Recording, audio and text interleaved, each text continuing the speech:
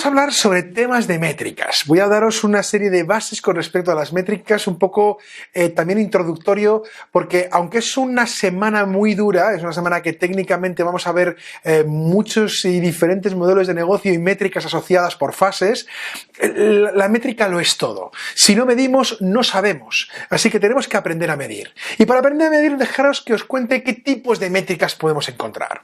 Vamos a empezar por las primeras. Podemos encontrar lo que se definen como métricas cualitativas y métricas cuantitativas. Las métricas cualitativas básicamente son más de empatía, son más de, digamos, dibujos o representaciones. Las métricas cuantitativas son numéricas. Eso es una gran diferencia, pero ambas nos ayudan a entender, ojo, y no menosprecies las métricas cualitativas, muy necesarias al principio, posiblemente las únicas que tengas al principio. Aunque es verdad, cuanto más datos tengamos, también a nivel cuantitativo va a ser mejor para nosotros. Pero entiende que hay métricas cualitativas y cuantitativas. Otra regla muy importante es que entiendas que hay métricas de vanidad y métricas accionables. ¿Y qué significan las métricas de vanidad? Las métricas de vanidad son aquellas que hacen que nos sintamos bien, pero que en el fondo no nos ayudan a nada con respecto al negocio. No nos ayudan a entender nada nuevo con respecto a mi cliente, el canal, cómo adquirir, ya sabes, cualquier experimento que estés haciendo. Cuidado, las métricas de vanidad en ocasiones son necesarias, porque es difícil aguantar muchos golpes sin tener una alegría, pero ten mucho cuidado, una métrica de vanidad te puede hacer muchísimo daño. Puedes hacer que pierdas el foco en lo que realmente es importante, porque la clave de esta semana es encontrar la métrica que importa en tu negocio, la métrica que te hace entender y accionar algo. Y si no puedes accionar con la métrica, entonces no te sirve de nada. Así que ya sabes, métricas de vanidad versus métricas accionables. Después tenemos lo que llamamos métricas exploratorias versus métricas de negocio. ¿Y qué significa métricas exploratorias? Son aquellas métricas que me permiten, luego dice la palabra, explorar, encontrar, descubrir. Las métricas de negocio tienen que ver de manera más cuantitativa con el fenómeno de ventas, cómo se comporta el pipeline, cómo se comportan las tasas de conversión, cómo es deficiente el canal, cómo es el coste del canal, cómo quedan los ingresos menos los costes. Digamos que son métricas más orientadas al negocio. Ojo, ambas son muy importantes, aunque siempre empezaremos con las métricas exploratorias y acabaremos en las métricas de negocio. Pero fíjate, las métricas exploratorias en el fondo lo que te muestran, y eso es muy importante, es lo que no sabías que no sabías. ¿Te acuerdas de lo que hablamos en las entrevistas? Esta es la clave, así que tienes que explorar, tienes que descubrir. Y después básicamente te vas a dedicar a ejecutar, y ejecutar basado en unas métricas, y esas métricas tienen que ver más con métricas de negocio.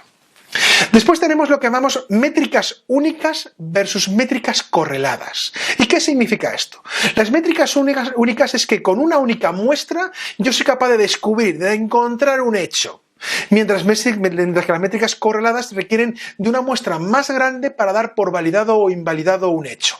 Te voy a poner un ejemplo para que lo entiendas. Imagínate que hacemos una serie de entrevistas y esas entrevistas tienen que ver con una startup. Imagínate que la startup es una empresa que se dedica a promocionar a chavales jóvenes que les gusta jugar al fútbol y tú lo que vas a hacer es grabarles en vídeo y subirlo a una plataforma de crowdfunding en el cual gente puede aportar o apostar de dinero, es decir, invertir dinero en promesas que posiblemente acaben siendo grandes jugadores profesionales. Es chavales jóvenes de entre 10, 12, 15 años que juegan y que tú puedes subir esos vídeos. Fijaros, en la primera entrevista descubrimos una cosa terrible. Descubrimos que hay una serie de leyes que regulan la subida de imágenes de menores a Internet. Una única muestra nos descubrió algo interesantísimo, que es que no era fácil subir este tipo de imágenes. Requeríamos muchas solicitudes y además muchas aprobaciones de tutores, padres e incluso del mismo gobierno.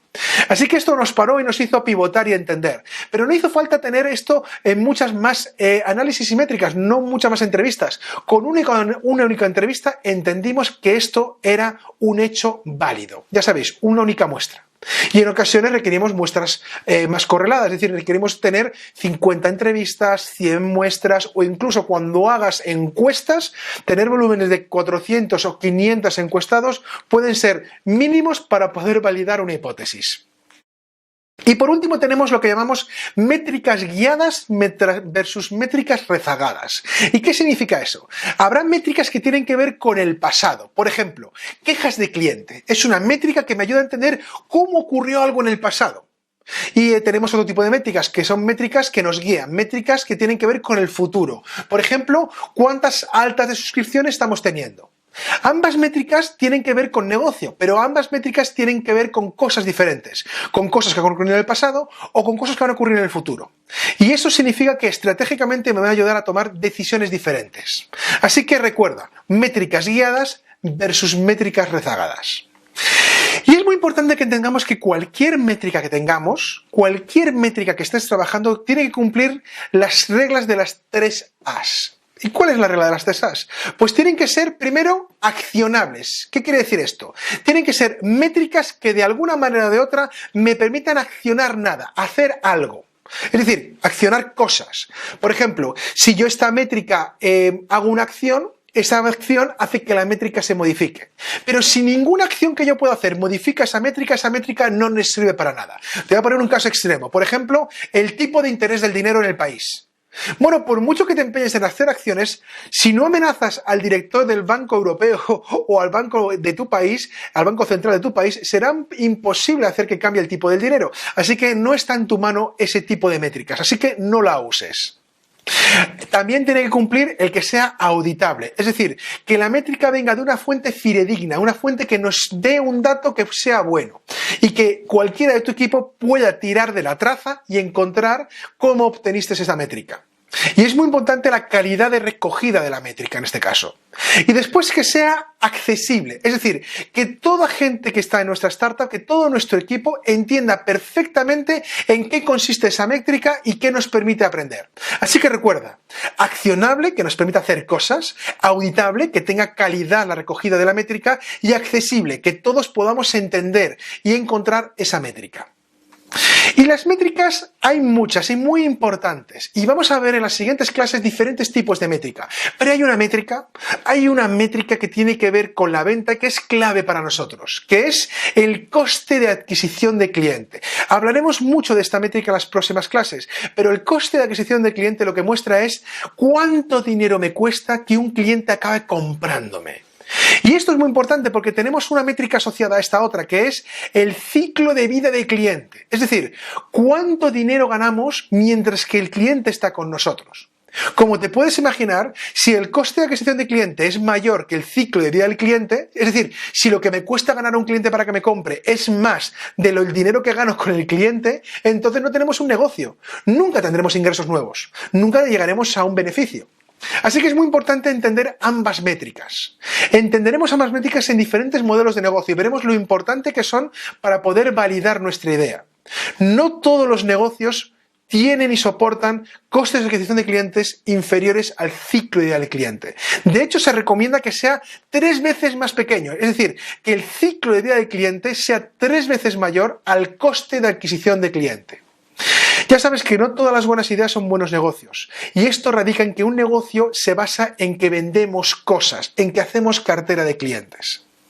Fíjate, ¿te acuerdas cuando hablamos, y esto también es muy interesante, en todo el fenómeno de cómo validábamos la adquisición de cliente? ¿Te acuerdas que en el funnel de conversión que teníamos diferentes fases en las cuales un cliente nos iba comprando? ¿Te acuerdas que era adquisición, activación, retención, monetización, referencia? Estas métricas que te acabo de contar son claves y son muy repetidas en muchos modelos de negocio. Es decir, ¿cuánto me cuesta adquirir al cliente? ¿Cómo llega a estos clientes a nosotros? ¿Cómo activamos al cliente? ¿Cómo hacemos que el cliente realmente se registre, vaya a nuestra tienda, entre y pregunte? ¿Cómo retenemos al cliente? ¿Cómo hacemos que el cliente siga usando nuestro producto o servicio? Siga viniendo a la tienda, a nuestro restaurante, a nuestro bar. ¿Cómo monetizamos a este cliente? Y después, ¿cómo este cliente nos referencia a otros? En cada una de ellas hay una tasa de conversión. Las tasas de conversión son clave para nosotros. Es decir, tendremos un volumen de clientes que van a adquirir nuestro producto o servicio, que le adquirimos, es decir, que empiezan a conocernos. Y desde ahí tendremos una tasa de conversión a activación. Será inferior y posiblemente estas tasas de conversión nos ayudan a entender qué tipo de acciones tenemos que hacer en cada una de esas fases. Aprenderemos a ver ese tipo de tasas de conversión en diferentes modelos de negocio, pero tienes que descubrirlas en tu modelo de negocio. Así que lo importante para ti es saber cuál es la métrica que importa. Te voy a poner un ejemplo para que entiendas esto. Imagínate que tenemos una serie de métricas de adquisición de clientes. Es decir, hacemos campañas de marketing que esto hace que captemos, que adquiramos algunos cuantos clientes. Tenemos una buena tasa de conversión, por ejemplo, imagínate, del 10%. Eso está muy bien.